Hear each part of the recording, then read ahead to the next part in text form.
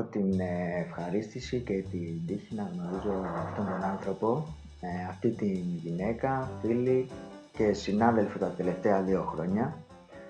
Είναι ένας άνθρωπος δοτικός, πάντα ή σχεδόν πάντα χαμογελαστή και πρόθυμη να βοηθήσει τον συνάνθρωπο δίπλα της. Με ωραίες ιδέες, ευγενική και πολύ ικανή μουσικό, αλλά και όχι μόνο. Γεια σου Εφή. Γεια σου. Σου ευχαριστώ πάρα πολύ για άλλη μια φορά που κάνουμε αυτή τη συνεντευξούλα. Θέλω για να ξεκινήσουμε να μου πεις κάποιες πληροφορίες για τον εαυτό σου. Παράδειγμα, πότε γεννήθηκες, πού γεννήθηκες, τις αδέρφια. Γεννήθηκα στην Καλαμαριά, που είναι, ας το πούμε, ένας δήμος δίπλα στο Δήμο Θεσσαλονίκης. Γεννήθηκα το 79, οπότε τώρα που μιλάμε είμαι 45 χρονών. Συγγνώμη που το ρώτησα και να ρωτάς. Όχι 45, θα γίνω το Μάιο, οπότε λίγο υπομονή. Και γεννήθηκα σε μια οικογένεια που ήμασταν 4 παιδιά, με πολύ φασαρία στο σπίτι. Και αυτό. Εσύ είσαι Εγώ είμαι η δεύτερη. Αυτά από τα παιδιά σάντουιτς που λέμε. Οπότε όλα έζησα μέχρι 30 χρονών που με πήραν για αναπληρώτρια στοιχεία, έζησα στη Θεσσαλονίκη, δεν έφυγα από εκεί καθόλου. Αναπληρώτρια μέσα. Ναι. Αυτό τα πούμε σε λίγο. Ποια ήταν η αφορμή σου για να ξεκινήσεις μουσική? Η αφορμή ήταν τίποτα. Η μαμά μου είχε πει ότι ζήτησα από μόνη μου φλογέρα. Εγώ δεν το θυμάμαι και μου φαίνεται και βαρετή η φλογέρα. Αλλά η δασκάλα που μου έκανε μάθημα φλογέρα ήταν φλαουτίστρια και μου είπε... Έκανες φλογέρα? Έκανα φλογέρα τελικά, γιατί το ζήτησα, δεν θυμάμαι γιατί. Και είπε η δασκάλα μου ότι αυτό το παιδί, εντάξει, νομίζω ότι θα τα κατάφερνε στο φλάουτο, και η ίδια δίδασκε στο Μακεδονικό 2, εκεί στη Θεσσαλονίκη στο κέντρο, οπότε πήγα εκεί, ξεκίνησα φλάουτο επειδή η δασκάλα μου ήξερε φλάουτο, όχι επειδή το διάλεξα. Αλλά σ' άρεσε? Ναι, μου άρεσε. Οι γονείς σου παίζανε καθόλου μουσική? Όχι, οι γονείς μου καθόλου. Και ήταν και πολύ διαφορετική. Ο μπαμπάς μου είχε η μαμά μου είχε κλασική παιδεία, οπότε δηλαδή συνέχεια με πήγαινε σε ορχήστρες και τέτοια και άκουγα. Και ο μπαμπάς μου δεν άντεχε καθόλου αυτή τη μουσική και έβαζε μόνο ρεμπέτικα. Το σπίτι μας είναι γεμάτο δίσκους με ρεμπέτικα. Μόνο ρεμπέτικα. Και άκουγες στο σπίτι? Άκουγα. Ναι, άκουγα πολύ, αλλά κυρίως ακούγαμε αυτό συνειδητοποιώ, ότι σε σχέση με τα παιδιά που μάλλον δεν ακούνε μουσική, τους ρωτάω τι ακούς, τι σου αρέσει, και στο σπίτι δεν ακούνε τίποτα απολύτως, ενώ στο δικό μας σπίτι έπαιζε όλη την ώρα ένας δίσκος. Λαϊκά, ρεμπέτικα μένα, αλλά εγώ άκουγα συνέχεια μουσική. Βινίλια πήγαν τότε? Ναι, βινίλια. Και κασέτες. Και κασέτες, αλλά εμείς είχαμε το pick-up και βάζαμε... Ναι. Δηλαδή, προσπαθώ λιγάκι έτσι να το κάνω λίγο εικόνα. Ποιες ήταν οι ώρες δηλαδή που τα άκουγες? Ξύπναγες για να πας στο σχολείο και μπορεί να άκουγες μουσική? Όχι, μετά το απόγευμα. Το απόγευμα, ακόμα και για ψυχαγωγία. Βάζαμε σε δίσκους τα παραμύθια, τα διάφορα παραμύθια που έχουν και τη μουσικούλα από κάτω, της Λιλικούπολης, Δενεκεδούπολης, όλα αυτά, ρε παιδί μου, τα ξέραμε τα έξω. Τα παραμύθια της Νίτσας. Διάφορα, όλα τα. Το Χάρι Κλίν μετά αργότερα, 200 φορές ακούσαμε το Χάρι Κλίν. Ναι. Εμένα μου άρεσε το δίσκο του Μπουλά, το Μπανάκι Μανάκι, πάλι και αυτό, 200 φορές το δίσκο. Τα ξέρω αυτά. Τα ξέρω. Ωραία. Και ξεκίνησες δηλαδή με φλογέρα. Κατέληξες να κάνεις, μου είπες, μαθήματα στο Μακεδονικό 2, όπου από εκεί πήρες κάποιο πτυχίο? Ναι, πήρα το πτυχίο μου το 1997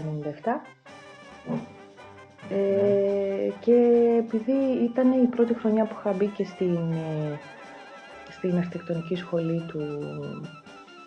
του Πολυτεχνείου εκεί στο Απουθού,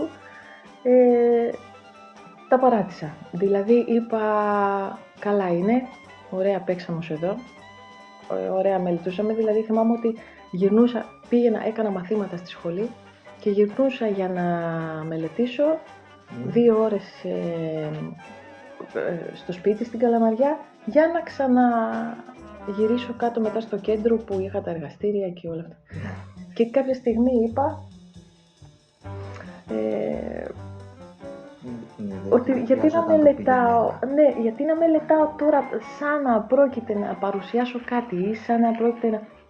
Και ήταν μια απόφαση που πήρα έτσι πολύ, γιατί μελετούσα από μικρή, από 5η δημοτικού κάθε μέρα και στις διακοπές και στα Χριστούγεννα και στο Πάσχα, Σαββατοκύριακα. Ξαφνικά είπα, τέλος. Και όντως το έβαλα σε ένα ντουλάπι. Τελεία. Τι λες, ότι όλη αυτή η μελέτη τόσα χρόνια έφτασε σε ένα πικ, σε ένα... Είπα, θέλω να ελευθερωθώ. Θέλω να μην έχω αυτό το πράγμα ότι κάθε μέρα 2 ώρες, 3 ώρες. Τέρμα. Τελείωσα. Μπαμ.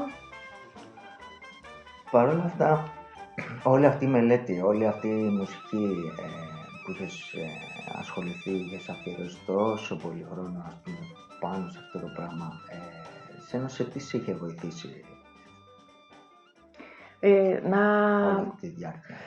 Με είχε βοηθήσει στο να χτίσω μια ταυτότητα, γιατί έβλεπα ότι έχω μια δεξιότητα παραπανίσια ή επειδή μελετούσα, δεν ξέρω, κάπως μου το αναγνωρίζανε. Λέγανε, ωραία παίζεις Έφη, ωραία παίζεις Έφη. Οπότε ξαφνικά η Έφη ήταν αυτή που παίζει ωραίο φλάουτο. Και μου δίνε σαν Έφη, μου δίνε μια ταυτότητα, πώς να το πω, μια αξία, ρε παιδί μου. Βρήκα σε τι αξίζω. Σε ποιους έδινε αξία? Εγώ το ένιωθα σαν αξία. Δηλαδή, τώρα όσοι με ακούγανε που ήταν οι δάσκαλοι εκεί πέρα, όλοι του οδείου, οι άλλοι μαθητές, ότι μπράβο Έφη, μπράβο Έφη. Χαιρόμουν κι εγώ. Έπαιζα εκεί και στο σχολείο στις γιορτές. Λέγανε, Έφη, ωραία παίζει και τέτοια. Θεωρούσα ότι ξεχωρίζω που παίζω φλάουτο. Και με έκανε να νιώθω... Ξεχώριζα, δηλαδή ότι έπαιζα ωραία, ότι δεν πήγαινα πιο μαθητικά, ήθελα να είμαι κάποια. Ας πούμε, άκουγα τις ηχογραφήσεις στις κασέτες. Μου είχε δώσει η δασκάλα μου, ξέρω εγώ, 2 κασέτες με διάφορα κομμάτια από όλες τις εποχές. Και εγώ άκουγα τους φλαουτίστες εκεί πέρα. Ζήλευα, ήθελα να γίνω σαν αυτούς. Έβλεπα ότι σιγά σιγά αρχίζω να παίζω τα κομμάτια που παίζουν αυτοί. Λέω, ωραία, υπάρχει ελπίδα. Δηλαδή ότι θα γίνω τελικά. Έγινε όλο αυτό. Ένιωθα πολύ ωραία. Πιο πολύ με βοήθησε αυτό στο να νιώθω ότι αξίζω. Σαν έφηβος που περνάς έτσι μια κρίση, εγώ δεν είχα αυτή την κρίση ταυτότητας. Ωραία, αυτό είναι ένα κομμάτι που το βίωμε σε εκείνη την περίοδο. Τώρα που το βλέπεις, ας πούμε, και ως δασκάλα μουσικής, γιατί να μάθει κάποιο παιδί, ας πούμε, μουσική, γιατί είναι σημαντικό, ας πούμε, να έχει κάποιος μουσική παιδεία. Σαν άνθρωπο, τι κερδίζεις από αυτό το πράγμα μαθαίνοντας μουσική? Σε βάζει, ας πούμε, ξέρουμε ότι η μουσική έχει αρκετά καλά, πρέπει πρώτα απ' όλα να σκέφτεσαι αρκετά πράγματα ταυτόχρονα, να φυσάς, παράδειγμα, να παίζεις μπνευστό και να διαβάζεις ταυτόχρονα, να ακούς τον ήχο σου, να πώς ρυθμίζεις τα δάχτυλα κτλ. Αυτά είναι τα τεχνικά, ας πούμε, κομμάτια που εγώ σκέφτομαι. Ναι, όχι, είναι μια πολύ καλή εκπαίδευση του σώματος σε συνδυασμό με το νου εννοώ. Μου φαίνεται πάρα πολύ καλή εκπαίδευση, ακριβώς για τους λόγους που είπες. Αλλά είναι και ένα πράγμα, άμα το πετύχεις βέβαια να το περάσεις στο παιδί και άμα το παιδί είναι έτοιμο να δεχτεί κάτι τέτοιο, να έχει μια εσωτερικότητα παραπάνω. Δηλαδή,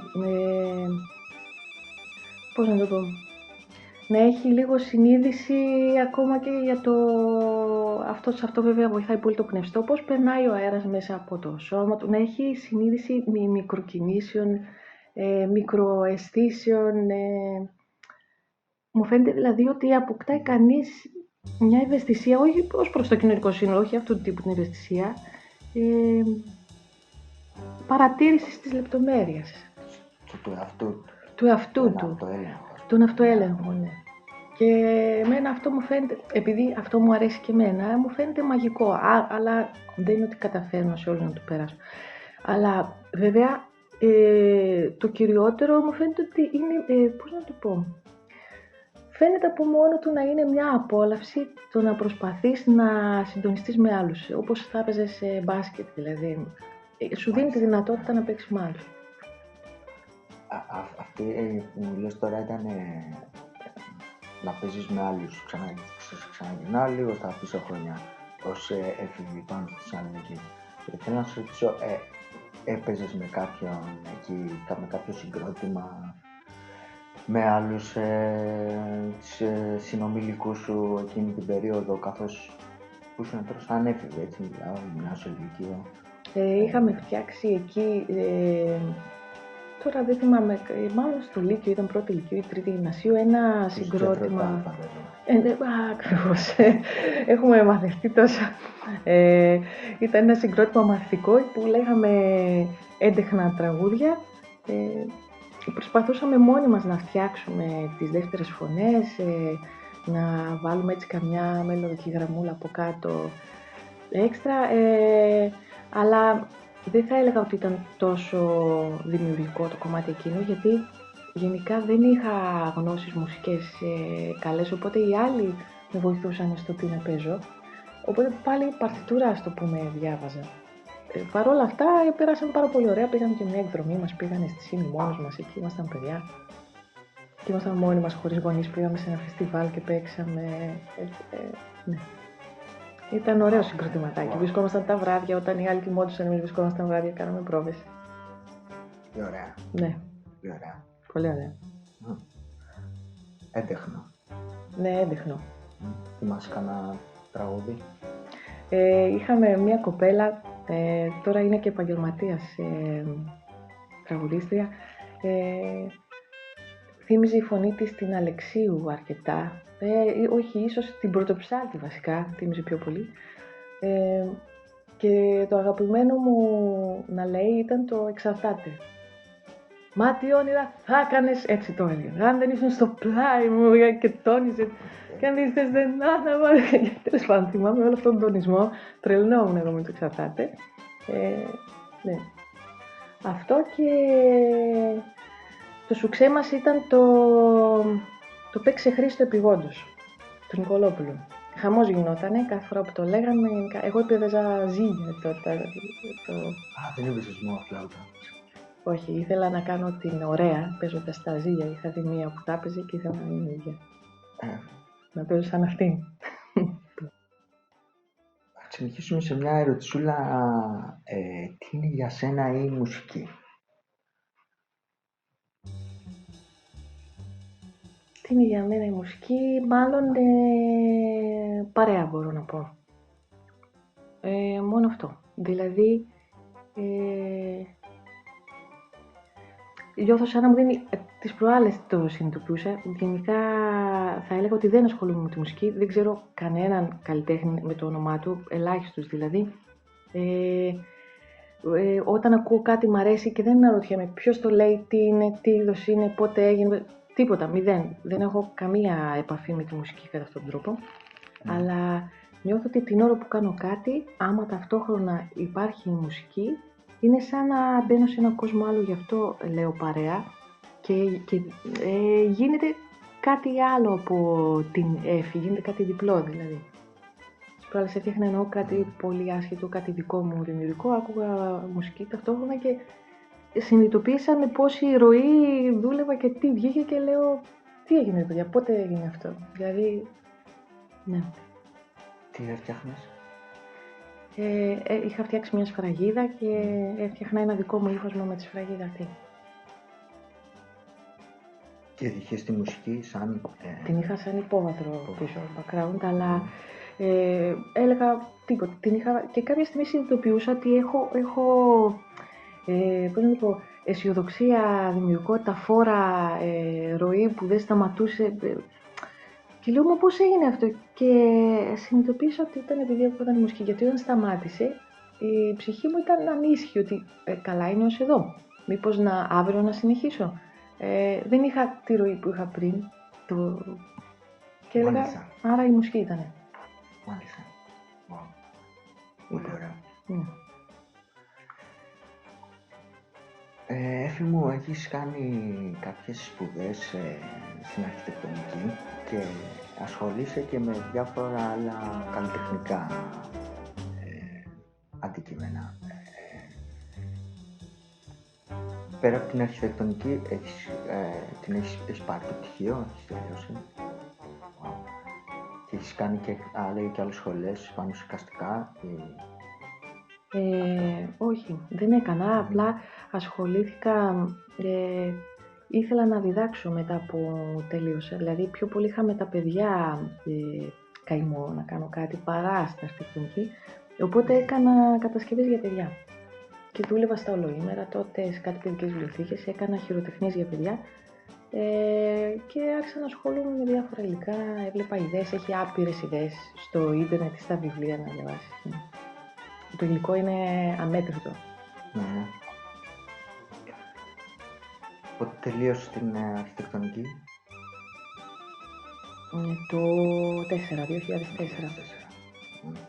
Και από το 2004 μείνες σε Θεσσαλονίκη. Ναι. Ωραία. Και διορίστηκες μήπως πριν στη Τζιά? Στη Τζιά. Και έκανες? Εκεί έκανα, ήμουνα η καθηγήτρια της ειδικότητας σχεδιαστών δομικών έργων. Ενώ αναλάβανα όλα τα μαθήματα της ειδικότητας αυτής. Στη Τζιά τι έχουν, κάποιο... Έχουν επαγγελματικό λύκειο. Έχουν επαγγελματικό λύκειο. Αλλά επειδή έχουν λίγα παιδιά, στην πραγματικότητα πας και αναλαμβάνεις εσύ όλη την ειδικότητα. Δηλαδή όλες οι ώρες σου είναι... Πώς πήγε αυτό? Αυτό πήγε δύσκολα γιατί το αντικείμενο δεν το ήξερα καλά και τα παιδιά είχαν πολύ μεγάλη εμπειρία. Οπότε, γιατί οι γονείς τους είναι χτίστες, κάποιοι είναι και στην πέτρα, μάστοροι πολύ καλοί. Οπότε, ό,τι τους έλεγα, τους φαινόταν ότι είναι λάθος και εγώ δεν μπορούσα, γιατί διάβαζα τα βιβλία και αυτοί ήταν στην εμπειρία, ας πούμε, πολύ πιο έξυπνοι αλλά δεν μπορούσα εγώ να υποστηρίξω γιατί αυτό που λέω είναι το σωστό. Πώς να το υποστηρίξω αφού μόνο το βιβλίο το έλεγε, εγώ δεν το είχα δει στην πράξη. Οπότε γενικά αισθανόμουν απλά γελία. Ναι, είναι αυτό που διαφέρει λίγο τη θεωρία από την πράξη καμιά φορά και η εμπειρία και οι εμπειροτέχνες κάποιες φορές έχουν πολύ πιο δίκιο από ό,τι λέει ένα βιβλίο, έτσι, δηλαδή είναι απίστευτο. Πως μόνο θεωρητικά δεν μπορείς να πας. Θα χρειάζεται σίγουρα και η πρακτική άσκηση και η εντρυφή πάνω σε αυτό. Νομίζω η γνώση είναι ένα βήμα για να κάνεις κάτι καλύτερο, δηλαδή είναι ένα μέσο, ξέρω εγώ, δεν είναι ένας αυτός σκοπός, θα έλεγα εγώ. Και εδώ, Σύρο, πότε ήρθες? Ασχολιώσουν στη Τζιά, δεν ασχολιώσουν καθόλου με μουσική? Ή ασχολιώσουν λάθος? Όχι, τίποτα, απλά σε ένα θεατρικό που κάναμε, Ναι. έπαιξα λίγο φλάουτο ή φτιάξαμε ένα τραγούδι δικό μας που ήταν το soundtrack της παράστασης. Με ποιος? Με τα παιδιά εκεί, κάναμε θεατρική ομάδα. Είχα μια συνάδελφο που ασχολούνταν πάρα πολύ με το θέατρο, το αγαπούσε πολύ και μαζί πήραμε κάποια παιδιά και κάναμε.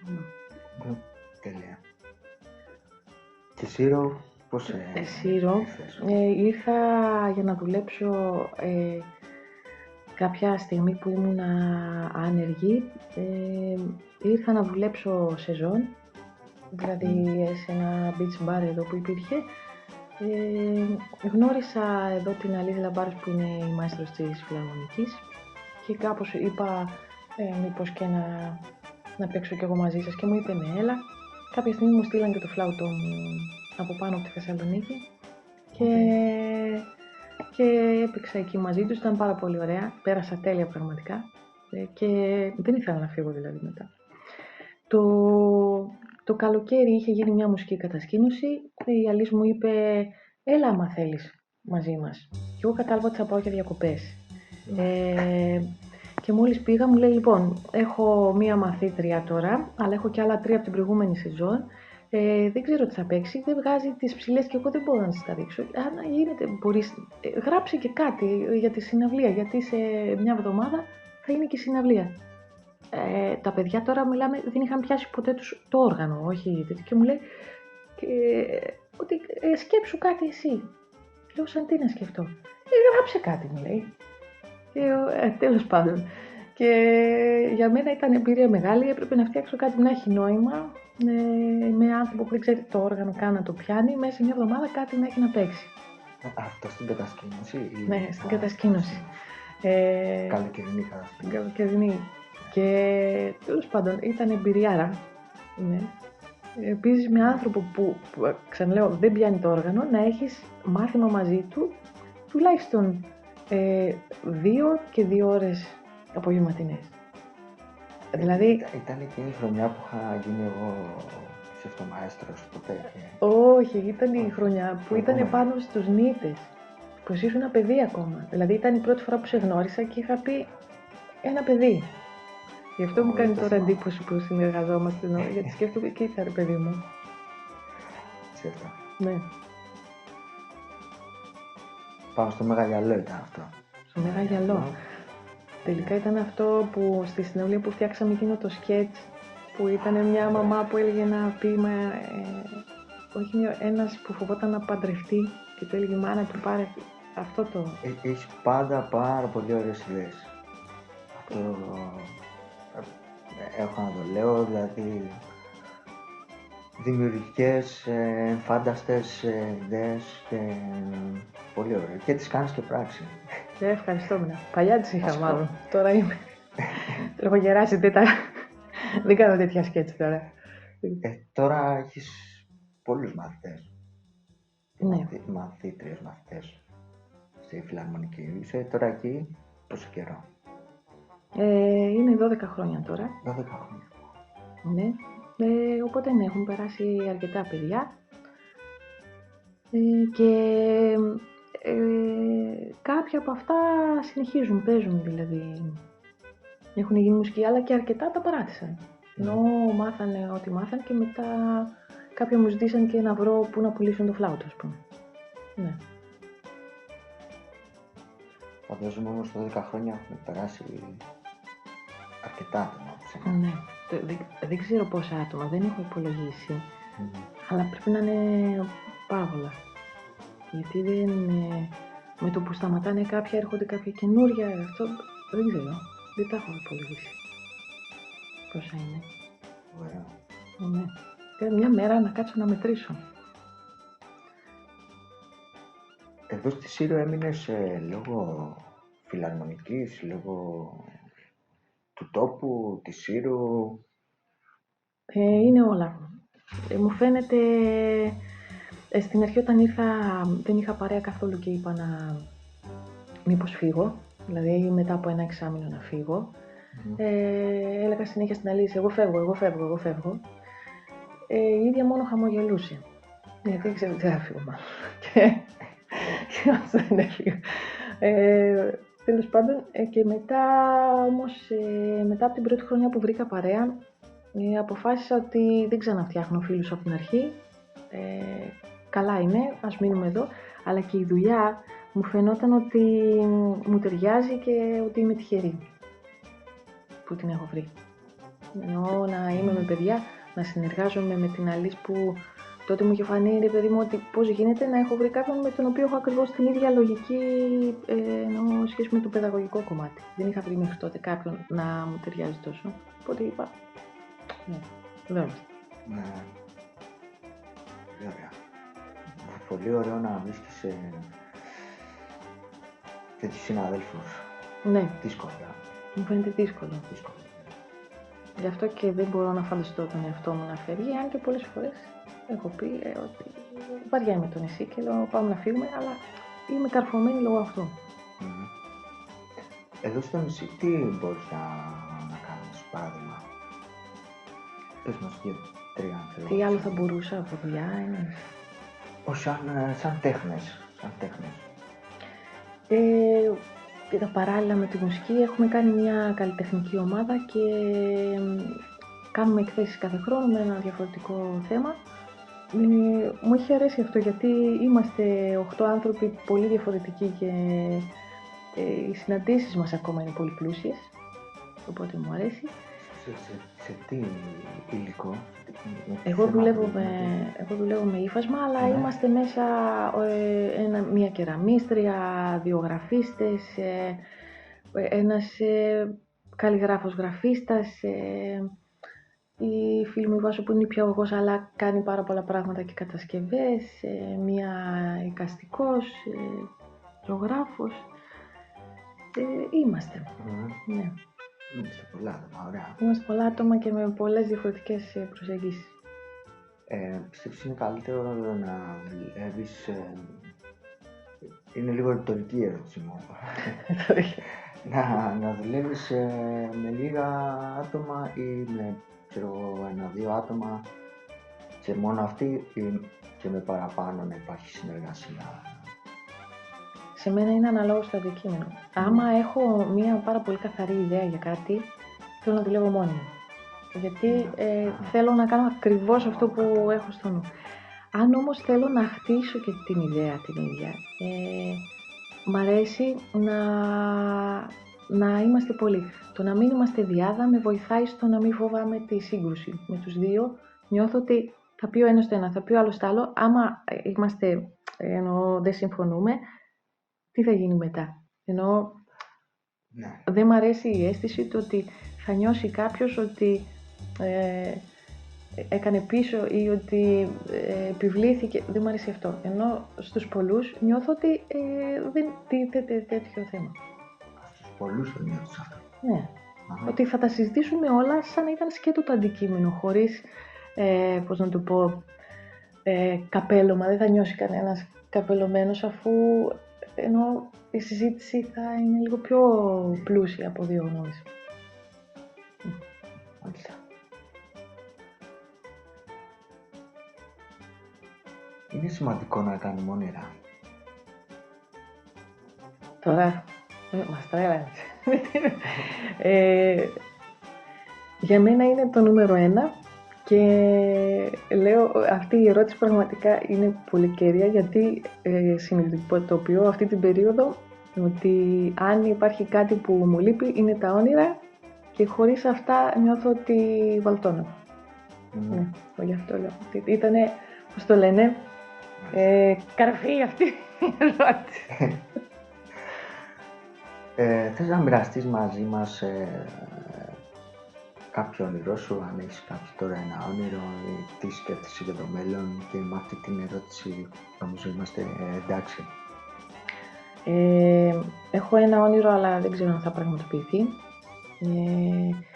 Είναι κάποια στιγμή, είναι πολύ απλό, κάποια στιγμή να έχω το χρόνο και τα χρήματα να πάω σε μια χώρα στην Ασία ή στην Αφρική και να δουλέψω πάνω σε ένα αντικείμενο που να έχει να κάνει με την υφαντική ή το κέντημα, κάτι δηλαδή σε σχέση με το ύφασμα, αλλά να είναι ένα εργαστήριο που να είναι συνδυασμένο με ζωή, δηλαδή να μείνω εκεί μήνες ή 1 χρόνο. Wow. Αυτό έχω σαν όνειρο. Εύχομαι να το κάνεις πραγματικότητα αυτό το όνειρο. Εφή, ευχαριστώ πάρα πολύ. Και εγώ ευχαριστώ. Φοβερή εμπειρία. Και νομίζω έχουμε αρκετά να πούμε ακόμα. Ίσως σε μια άλλη φορά. Άλλη φορά, πολλά είπαμε. Πολλά είπαμε. Πολλά. Να είσαι καλά. Γεια.